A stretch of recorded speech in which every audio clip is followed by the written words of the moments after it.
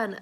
Happy New Year. It is January 2nd as I'm filming this. I actually tried to make this yesterday, but I realized I hated the footage. So, I wanted to redo it.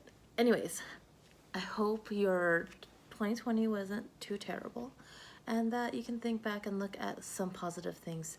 I know I can, and if you want to know what the positive things that happened, you'll find out in this video. But if you want to know more into detail how XYZ things were positive for me, just let me know. So, one thing I also didn't have yesterday was this. So I decided to make my very general New Year's goals. I know there's no S on this, but I'm whatchamacallit, not completely finished with this yet, but this is as good as it's gonna get. So this one says make the home organized. There's just imagine the D there. So originally it is make my home look like I didn't just move in. Basically, I just have a ton of stuff, and with the cats loving boxes, it is hard for me to get rid of boxes because they just go crazy over them. I'm like, okay, well, if you have fun in them, you can keep them. So that's where everything just kind of falls apart. And so my goal this year is to try to get the house organized, and it might not seem like such a big ordeal to a lot of people, but I work about a 54-hour week.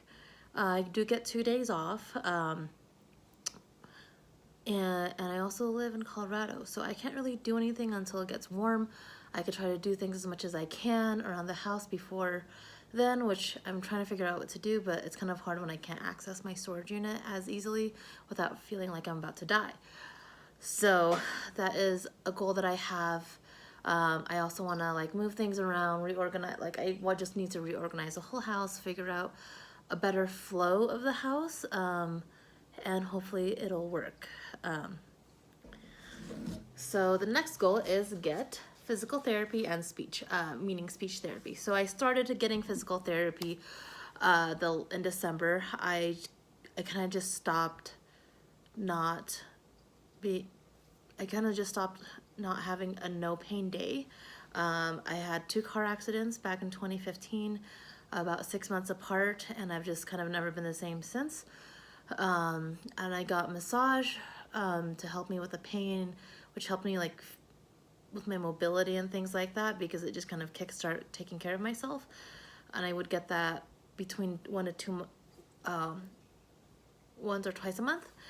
But with COVID, I haven't been able to do that, which also made me kind of ignore my own health. So I did start getting physical therapy, and I need to continue doing those exercises. And hopefully when I continue getting more physical therapy, when I do get another physical therapist, I can just function better as a person and not have so much neck pain, joint pain, hips, back, all of it, shoulders, things like that. And for speech, I got diagnosed with vocal cord dysfunction. It gets mixed up with asthma a lot, which I always thought I had just undiagnosed asthma and untreated asthma, and I just was, stringing myself along. But I did a breathing test, and it confirmed that I don't have asthma, and I also have a ton of allergies, which makes vocal cord dysfunction worse. The fact that I live in a drier place makes it worse, so I'm going to need to get speech therapy, because with it being hard to breathe, it's also hard to exercise. Even just the basic stretches and exercises I got from my previous physical therapist, me walking my dog. By the way, I got a dog this year. And when it's cold, walking oh my gosh, it's painful. It feels like I'm choking the whole time. So hopefully I can get that straightened away, and hopefully it's not a therapy that's going to take like more than a year. But I don't know. I'm going to start getting therapy soon. I need to figure out, I'm waiting for my I don't know if I got my new insurance card yet. But once I do, I'm going to figure that out. And there's a lot of more other health things, but those are like my biggest main ones that I need to focus on. And yeah, number 3 is do more art. So let me show you. Do more art. So I stopped most of my painting and drawing when I was in middle school.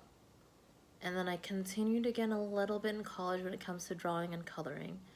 And then after that, I kind of stopped, and I just need to go again. There was a time a few years back where I was like, you know, it's time for me to start again. And I started, and then I just stopped, and I want to have a waste of materials. And I actually got a bunch. You can see back here, this is from Michaels, and these are from Ross. So this deal from Ross was better, and I'm not some pro, so I don't need some pro whatever. I just need some nice cheap materials, but still decent, so that way I can get back in the groove. And if I feel like it's something that I want to focus on a little bit more, I can, you know, probably try a little bit more higher end materials instead of some random cheap ones. But I miss doing it. Someone pushed me to try doing it again, and I'm enjoying it, and I don't want to stop. You know, I finally passed my RN boards last year, and I don't need to focus on studying anymore, or studying so hard until I know what I want to go back to school for, if I want to go back. And so might as well focus on myself and art. The next one is kind of related to number 3, and it's journal and write more. I used to journal a lot. It kind of helped me get through my mind, through my day. It'll probably help me with my therapy more. I am getting mental health therapy, psychotherapy, and I'm definitely going to continue that until my therapist says I don't think we need therapy anymore, which I don't know how long that will take, you know. It is my biggest investment in my health so far. I've noticed a difference in myself. I feel like in general I'm a lot more calm, and anyone that I've talked to has noted that too. So it's working. And writing, it's more like I used to write short stories and poems, and, you know, just things for fun, and it was never an intent to be published or anything. But, you know, and I used to do that a lot when I was much younger, like middle school, high school, stuff like that. And I just need to get back into it. With the house organized, it should make my creative flow better, because I'm currently looking at all these holiday mess, and it's stressing me out. And then the last one of a goal of mine that I'm sharing, I'm not sharing every single thing I want to accomplish in 2021, because a lot of it's very personal, but those are the things that I want to feel like being accountable for out there in the public, and it is lose 50 pounds. So when I weighed less, I generally felt better, regardless if I was exercising or not. Not that I don't want to get to 130 pounds and be like, you know, I don't need exercise anymore. That's not the point, but I do want to be able to lose the weight. It'll be easier on my body. It'll be easier on me. It'll be easier on my lungs. It'll be easier on my gut health. I started getting a lot of gastric reflux the more I started gaining weight, and that also affected my breathing, my vocal cord dysfunction. So now I'm actually on Prilosec. Like the doctor told me I needed to be on it for a few months to see how it goes, twice a day. Not really doing it twice a day. Sometimes I forget on some days, but I do notice I do feel better. I don't feel like I'm about to die when I'm eating or drinking anything. But losing weight should help with the gastric reflux too, and I just want to feel good. Basically, you know, last year my goals were get out more, meet more people, take care of myself, you know, and before COVID happened, I was able to get out there and meet more people, and then I started focusing on my health a little bit more on my mental health. But now I just need to do a whole complete body of myself, you know. I'm like, I'm somewhere between 5 feet and 5'2". I am not sure. But basically I'm a short girl that weighs 180 something pounds, and I'm curvy, and I just don't feel good. And I just want to feel good, you know. I don't want to have rounded shoulders anymore. I want my shoulders to naturally want to come back and not naturally sit forward like this. I want to be able to sit up and I want to be able to stand and not be in pain, you know? So it's all about managing my health. And as a healthcare worker, it's important for me to take care of myself. And I just need to do all of these things. And hopefully this time next year or in December, I feel good, you know? I feel I'm in a better mental space. I'm in a better physical state. I'm, you know, in a better financial situation, you know.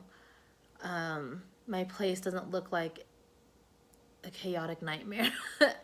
Things like that. And you know what? I can't wait for that to happen. So yeah, I'm excited for this upcoming year. I know a lot of people hated 2020. 2020 was rough on a lot of people. No matter how positive you can look at it, it was a rough year for everyone.